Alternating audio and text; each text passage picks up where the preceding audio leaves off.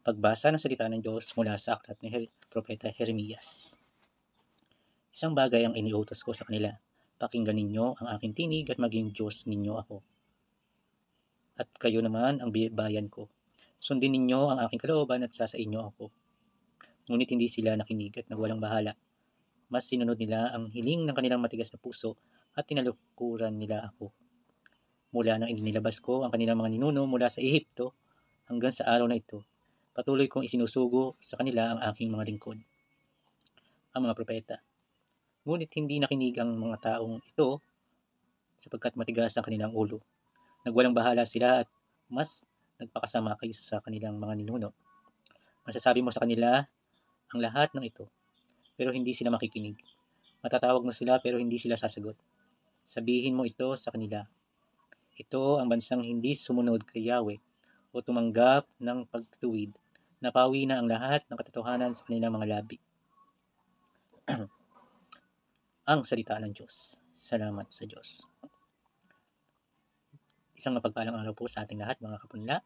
Napakinggan natin ang salita ng Diyos mula sa aklat ni Propeta Jeremias. Ito yung pagsusungamo ng Diyos na pakinggan siya ng kanyang bayang pinili, ng kanyang bayang nilikha. Ngunit naging matigas ang ulo ng kanyang bayan, ng kanyang mga nilikha. Tayo, bilang kanyang mga disipulo, mga alagad, tayo ay tinatawagan ng Diyos na maging Diyos siya. Ano po? Hindi lamang kilala natin siya dahil marami ang nagsasabi na kilala namin ang Diyos, ngunit hindi na namin kailangan magsimba. Hindi na namin kailangan gumawa ng mga kabutihan. Hindi na namin kailangan magmahal dahil kilala namin ang Diyos. Diba? Ganun po ang mindset ng iba. Ngunit maling-mali po yun. Kailangan kung kilala mo ang Diyos, kailangan mahal mo din siya. Kailangan mahal mo din ang kanyang mga pinili. Mahal mo din ang kanyang bayan. Mahal mo din ang kanyang simbahan. At mahal mo din ang kanyang kapwa. Diba?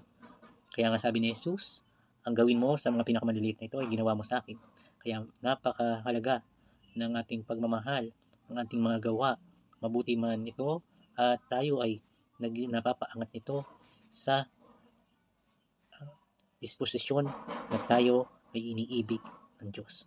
Nagiging kalugod-lugod sa Diyos na mapagmahal at mapagpatawad sa lahat ng ating mga kasalanan.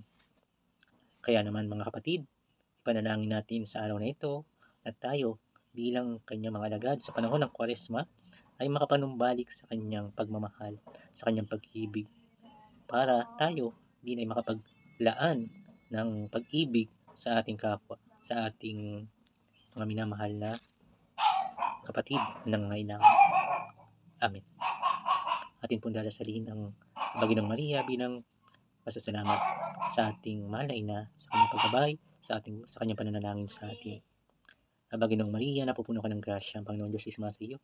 Bukod ka ang pinagpala sa babaeng lahat, pinagpala naman ang anak na si Jesus. Santa Maria, ina ng Diyos, panalangin mo kami mga kasalanan, ngayon at kung kami mamamatay. Amen.